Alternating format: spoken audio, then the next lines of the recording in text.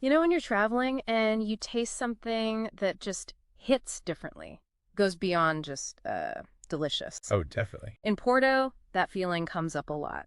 But today, we're not just talking flavor. We're doing a deep dive into the slow food movement, specifically in Porto, using some really interesting audio clips we found. Sounds great. Yeah, the mission here is to sort of cut through the noise, understand what slow food is really about at its core, how it actually took root in Porto's, unique food scene, and what it means for how the city thinks about food. Okay. Think of this as your shortcut to getting a handle on this pretty significant movement. It's about way more than just what's on the plate. And it's fascinating where it all started. The origin story is maybe not what you'd expect. Slow food didn't grow out of some quiet fine dining appreciation. Oh. No, it was actually sparked by something quite loud, the opening of a McDonald's. A McDonald's. Where? Yeah. Right in the historic heart of Rome, back in 1989. This guy, Carlo Petrini, he saw it as a symbol of this massive shift towards, fast, generic, industrialized food. Oh, okay. And he recognized the huge threat that posed to local traditions, to culture, to identity. Right, so it wasn't just about, oh no, fast food. It was a bigger cultural pushback against food becoming anonymous and the same everywhere. Exactly, a resistance. And from that resistance, these core ideas emerged that we hear about. Good, clean, and fair. Good, clean, fair. Yeah. It almost sounds like, I don't know, food manifesto. It is, kind of. Right. But they're practical guides too, not just lofty ideals. Good is about, pleasure, flavor, tradition, how nourishing it is. Makes sense. Clean, that's about producing food in a way that works with the environment, not against it. Mm-hmm. Responsibility. Okay.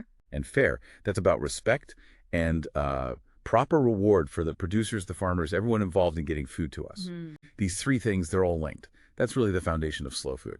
It seems like a philosophy that would naturally fit in Porto, given its amazing food history. But how did it actually, get there? It wasn't just osmosis. Oh, not at all. It was really down to passionate individuals. You had chefs who cared deeply about where their ingredients came from, the stories behind them. Right. Farmers, too, trying to keep traditional ways going. Educators wanting to share that local food knowledge. And just everyday people who got the cultural importance of their food. A real grassroots thing, then. Totally. And that energy led to Slow Food Porto forming, with a pretty clear goal. Protect those traditional recipes, save forgotten local ingredients, the things that really define the region, and support the local farmers who are looking after this heritage. And I heard Chef Ricardo Costa from the Yeatman Hotel, he was quite involved from early on. His view on food being tied to memory and identity, that really connects. Absolutely. Yeah. Chef Ricardo really got it early. His focus on seasonal, local ingredients, his respect for nature's rhythm. Yeah. And his idea of the truth in food, looking beyond just how it tastes to where it came from, its integrity. Yeah. It just lined up perfectly with slow food principles. He saw that keeping these food traditions alive was crucial for Porto itself. Which brings us to this thing called the Arc of Taste. Sounds almost like a rescue mission for food. It kind of is. And Porto has its own special passengers on this arc, like Brodea Vintes and Couve Tranchuda. For someone like me who hasn't tried them, what are they? Why save them? Okay, so Brodea Vintes is this really unique cornbread, very dense, got this light tang from a long fermentation process. And traditionally, it's baked in stone ovens, giving it this amazing crust and smell. Sounds good. And Couve Tranchuda, it's a Portuguese cabbage, but it's, heartier, more robust flavor, different texture than the usual stuff. It's a real staple in traditional Portuguese cooking, like in caldo verde soup. It's wild to think foods like that could just vanish. You mentioned industrial agriculture pushing for uniformity. How exactly does that endanger these local specialties? It's not something you think about grabbing stuff off the supermarket shelf. We see large-scale industrial farming often prioritizes things like getting the highest yield, making sure stuff lasts ages on the shelf, or being easy to process mechanically. Right, efficiency. Exactly. But that efficiency often comes at the cost of diversity, of regional flavors, of the specific characteristics that traditional farming nurtured. So fewer farmers grow these older, maybe less efficient varieties. And consumers get used to the standard stuff. Precisely.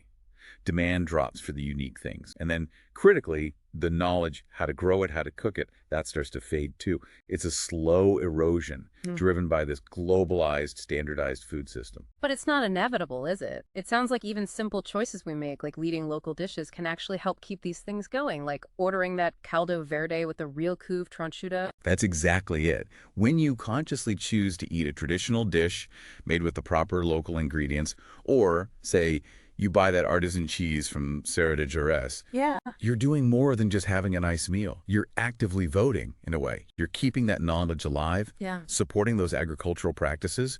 You're creating the demand that helps those farmers and producers keep going. And the Mercado do Bajan, the big market in Porto, sounds like a key place for this connection. It's not just shopping, it's like a living library of Porto's food history. It really is. That story about Dona Maria, the vendor there for decades, and younger people now coming to her for traditional ingredients, that's really hopeful, isn't it? It shows a shift. Yeah, what's special about Bohom is that direct link between the producers, often families who've worked the land for generations, and the people buying the food. Slow Food Porto works to strengthen those links.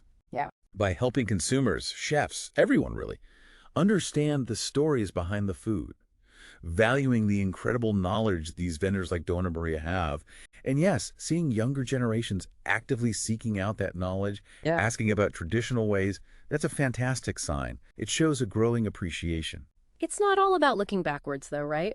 I heard Slow Food Porto is also big on education, working with schools, and there's a youth network, planting seeds for the future, literally and figuratively. Oh, absolutely. Education is fundamental. Getting kids involved early, tasting things properly, learning where food comes from, maybe even doing some urban gardening that builds a connection for life. Yeah. And the Slow Food Youth Network, they're really active. Dinners, seed swaps, movie nights about food justice. It shows a real commitment from young people to build a better, fairer food system. And they're working with a business school, too, IPM. That sounds interesting, making it work financially. Yes, that collaboration is looking at exactly that. How can these sustainable local food systems also be economically viable? How can they thrive in the modern market? It's a crucial piece of the puzzle. And the Slow Food Earth Market in Sistelo, is that like a real-world example of this direct connection? No middlemen. That's a perfect example. The Sistelo Earth Market is slow food principles in action. It's a space where local farmers, using good environmental practices, sell directly to people. So fresh, naturally grown stuff. Exactly. No weird chemicals, no long supply chains. It builds trust, transparency, and ensures a fairer price for the farmer. It's a model for how local food systems can work. Okay, let's be real for a second. This whole slow food idea, while lovely, can feel a bit hard work in our busy lives. You know, we're used to convenience supermarkets with everything available all year round, imported stuff. Plus, time and money are always factors. How do we make this philosophy genuinely accessible, not just something for a select few? It can seem daunting. That's such an important question. And you're right, we have to acknowledge the reality of how people live. Slow food isn't about demanding everyone change overnight or feeling guilty. Right. Chef Ricardo's advice is really practical here. Start small. Make conscious choices when you can. Maybe cook one meal from scratch this week. Try to buy seasonal veg when possible. Like choose local onions instead of imported ones. Exactly. Even small things like that. Supporting even one local farmer at a market makes a difference. The idea is progress, not perfection overnight. It's a shift in mindset. So, less a rigid rule book, more a way of thinking differently about food and its journey, its impact, recognizing the ripples our choices cause. Precisely. At the end of the day, Slow Food in Porto is this powerful reminder that food is, well, it's more than just fuel. It's a shared resource. It connects us. Connects us how? To the land it comes from, to the people who grow and make it, to our own health, certainly, but also deeply to our culture, our identity. Every time we make a slightly more thoughtful choice, we're taking part in this bigger act of care. That's a really nice way to put it. An act of care. It makes you stop and think about the whole story of your food, doesn't it?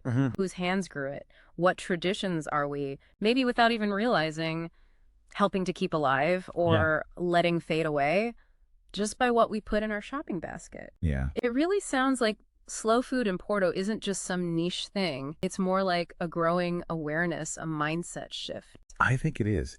And hopefully, as you, the listener, think about your next meal, maybe you'll pause for a second.